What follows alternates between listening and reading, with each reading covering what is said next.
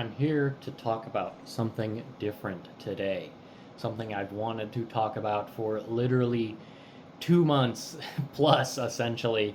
Um, what is probably to me, this is very early to say, but will probably be Game of the Year 2025 for me. A little game that came out in February, a spin off to my favorite game franchise of all time. That's right, we're talking about Like a Dragon, Pirate Yakuza in Hawaii.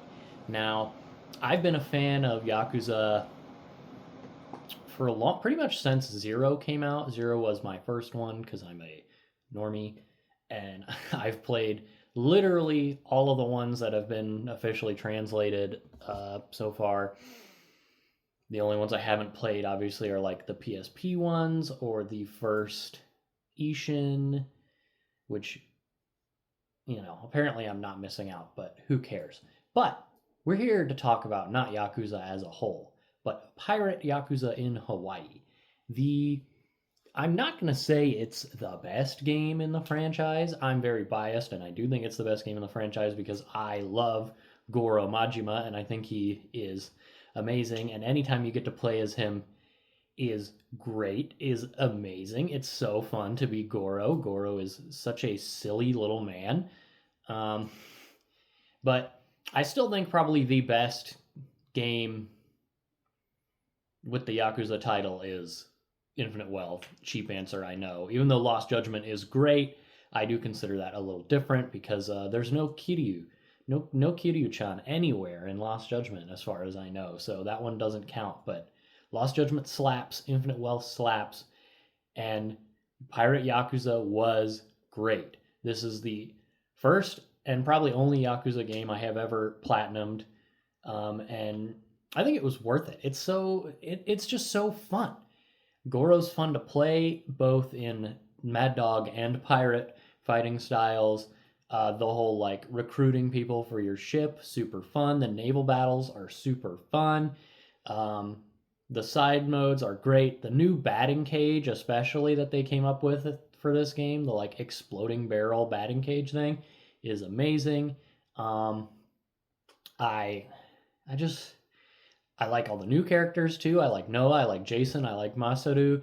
I like the fact that my boy Taiga is there, and it's just it's just such a fun time. Like any Yakuza game, it's a fun time. But the fact that you're A, Goro, and B, a funny pirate man with amnesia means that they can get even sillier than they normally do. And it is great. It's so great. The kind of weirdos you can recruit to your ship in this game are so fun. Like a lot of people you met in Infinite Wealth, you can recruit. There's a bunch of new characters. You can you can just sign up an actual small child to your pirate ship, which is very funny to me, even though she doesn't actually fight, which is a shame. Um, and then there's of course this game's big, I guess, dating side mode. It's weird to call it a dating side mode, all things considered, where you find the five women for your boy Masaru because he has a type. So you hunt them down, and I know one of them is Shibuya Kaho, obviously. So I assume the other four are also like real Japanese celebrities, especially considering what happens when you finish that side quest chain, which I will not talk about because I was literally like jaw on the floor, like, what the hell am I watching? It was so good, so funny, definitely worth, because all those side quests are so like actually short. It's like 2, 3 tiny side quests to get to the end, and then get to the calling it a reward is a strange choice of words, but it is definitely a reward what you get. And then, of course, all of them get to join your ship, so you can see Shibuya Kaho just beat the shit out of random pirates. Uh, Super great, super cool. Um, but I think the best part of the game is the plot, which spoilers obviously because I have no one else to talk to about this game. So I'm talking to you, Void, that is listening. So the basic plot's pretty easy. Goro is shipwrecked on this tiny little island called Rich Island. He has amnesia. He meets a boy named Noah who is like, "Hey, I'm stuck on this island because I have super asthma or something. I don't think they ever actually say what his disease is called, but he needs an inhaler and stuff. So my very protective dad keeps me here. But I want to see the world because my dad was a treasure hunter and I want to see the world just like my dad is. Will you please take me, random amnesia pirate that I literally just met? And of course, because no matter how insane Goro acts, he is truly a good person underneath it all. He says, yeah, 100%, kid. I'm going to take you off of this island and we'll go do all kinds of cool stuff. Because, that's what we do. So these pirates show up, and then Jason's like, you can't take my boy out to sea. That's stupid. So you fight your boy Masaru, who's not your boy yet, and then you get the ship Masaru was the cook on. So you get that ship, and then Jason's like, well, the reason I stopped being a treasure hunter is because I was looking for the magic immortality gobbledygook to save my son, Noah. But then this real piece of work blew me up in the Pirate Coliseum, and I couldn't afford to get a new ship, so I've been stuck on Rich Island forever. So let's go to the Pirate Coliseum. So you go to the Pirate Coliseum and you meet said guy, and a bunch of other stupid stuff happens, and then you go to the place where Palakana was in Infinite Wealth, and it's like all these yakuza are there. They're like, yeah, we're cleaning up all the nuclear waste that Palakana claimed they were cleaning up in Infinite Wealth. Also, Infinite Wealth spoilers. Sorry, a little late on that warning, but and it's cool because you get to see. Well, two characters specifically. One I legitimately did not recognize, the like tattooed, pierced guy, but I did recognize the guy with the hard hat because he's in the amazing scene in Yakuza 2 where Goro essentially disarms a bomb by pure animal instinct, which is great. So you meet those two, and they're like, hey, we think the secret immortality thingy is on this island. Isn't that cuckoo crazy? What if we found it? Wouldn't that be so cool, Goro Majima, if we all found it together? And Goro Majima is like, yeah, that would be pretty cool. I can give it to my homeboy Noah that I literally just met like 15 hours of gameplay ago. So you do, a bunch of stuff happens, and then they're like, well, we got to do this quick because Taiga's going to be here. And once Taiga's here, he's going to make you go back to Japan, Goro, because, like, you have amnesia.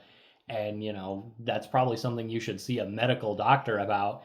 And Goro's like, I don't care. Taiga's not shit. I can take Taiga. He's not taking me anywhere. So you take Taiga, which is crazy considering the man once beat up a bear barehanded. But you beat up a bear. You beat up several bears and tigers in this game, so who cares? If Kiryu could fight two tigers barehanded on top of a castle, I don't think a single bear is shit to any of these men, except maybe Akiyama. Akiyama probably couldn't fight a bear. But anyway, you go, you do find nothing at first, so you go to Hawaii. And it's like, you can find a lot of information on Hawaii, so let's go to Hawaii. So you go to Hawaii, you do the stupid thing where Jason reunites with his stupid wife and daughter, and his daughter's like, oh, by the way, I work for the queen of the Pirate Coliseum. Isn't that crazy? Isn't that cool that I do that? Honestly, I don't really think it's all that important. But essentially what I'm trying to say here is the big spoilers, but this is the thing I want to talk about most because it legitimately made the whole game a million times better to me, is after you beat the game, after you see the credits, after you see the very funny post-credit scene with Ichiban of all people, there's a post-credit scene where Goro and Taiga are going to the hospital to see Kiryu because this is directly after Infinite Well, so Kiryu is in the hospital with his super cancer. And Taiga's like, yeah, so you went to find that immortality thing for Kiryu, right, bro? And Goro's like, yeah, pretty much.